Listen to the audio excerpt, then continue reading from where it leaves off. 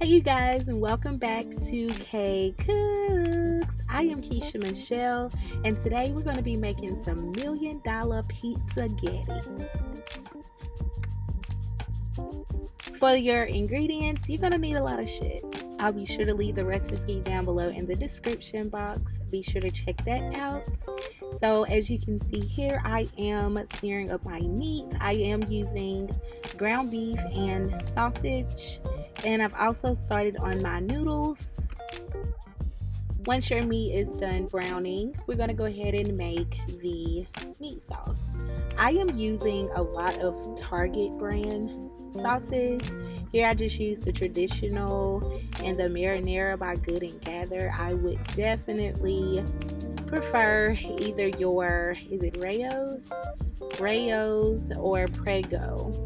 And because I am using Good and Gather, I'm going to spruce this sauce up quite a bit. I'm going to add in some garlic powder, onion powder, a little bit of brown sugar. Let me know if you use sugar in your spaghetti in the comments. I think that the brown sugar, it definitely adds like a little twang to your sauce and gets rid of that super acidic taste.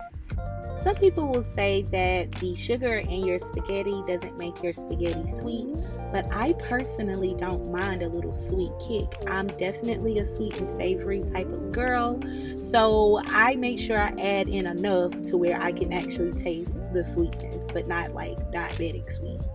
Yes, I added a little bit of ketchup in the sauce, you guys. It really just takes the spaghetti to another level. Okay, so I am going to taste the sauce, add pepper, salt, whatever you think the sauce may need once you have done that, and I'm gonna let that simmer for a few minutes while I make my ricotta mixture. So I'm just adding in some mozzarella cheese, a little bit of sour cream, and some Italian seasoning, a little Parmesan cheese. You can also add salt at this step if you would like. You know, just taste and see. I did add a little garlic as well. You're gonna mix that really good. And then once that is complete, you are going to then add it to the noodles. Some people will actually not mix the noodles in with the ricotta cheese mixture. You don't have to. I've made it where I just spread it on top of the noodles instead of mixing it in. And it honestly, either way is really good to me. That's just my personal opinion.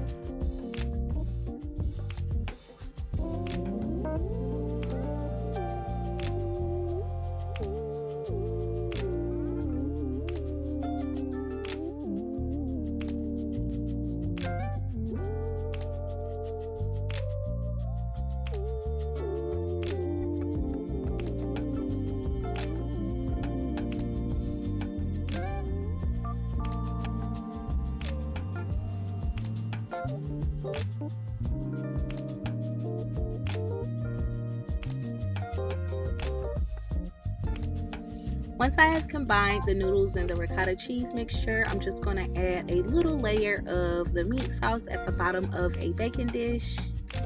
And then I'm just going to go in and add a layer of the noodle and ricotta cheese mixture on top of that. And I'm going to add some meat on top of the noodles, and then I'm going to put a little cheese, and it's just going to repeat the steps like so.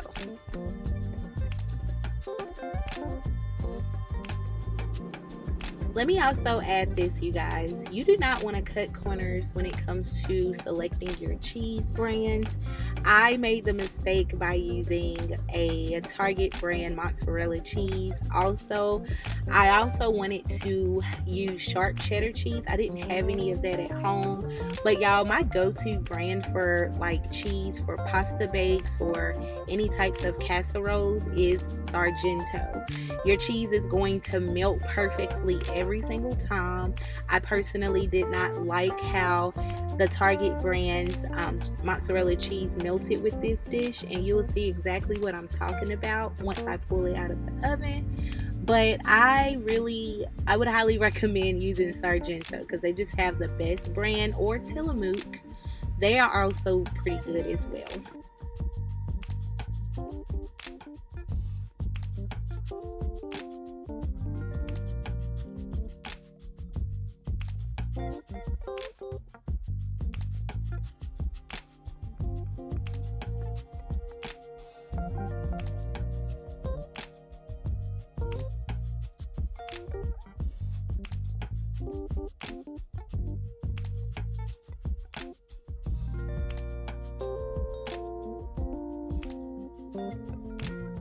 Now it's time to pizzafy this bake up. I'm just adding some pepperonis on top. My kids really wanted me to do this, so that's why I'm adding it, but completely optional. I have my oven preheating to 350 degrees. I'm going to leave that in there covered or uncovered for about 35 minutes or until it is browned at the top to your liking. And this is the finished result. As you can see, that damn mozzarella cheese just does not look like it's completely melted, y'all. I'm pretty sure we left this in there for about 45 minutes and it's just not giving the melt that I would like it to give. Even when I went to plate the food, the spaghetti didn't have that cheesy pull like I needed it to have. Just watch.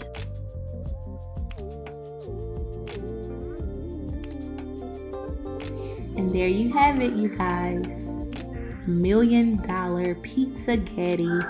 Very tasty. Like I said before, make sure you use a reputable cheese brand for your cheese topping so that that pull will pull, because the pull on this one was not pulling like it was supposed to.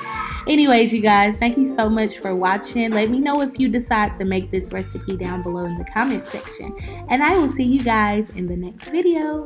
Bye.